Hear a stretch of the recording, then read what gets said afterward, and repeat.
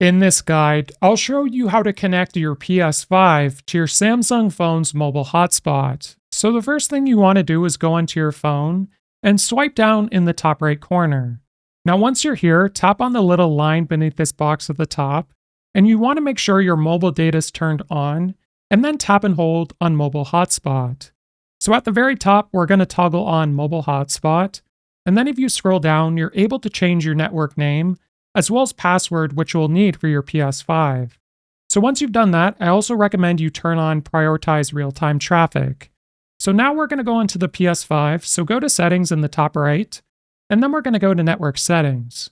From here, scroll down and go to setup internet connection, and then you want to wait for that mobile hotspot to pop up under Wi-Fi networks. So here you can see the mobile hotspot we just created, so I'm going to select it. And then I'm going to input the password recreated on the phone. Now, once you've input the password, your PS5 is going to try to connect to the mobile hotspot and to the internet. And once that's completed, you are now connected to the phone hotspot on your PS5. If this guide was helpful, like and subscribe, and we'll see you in the next one.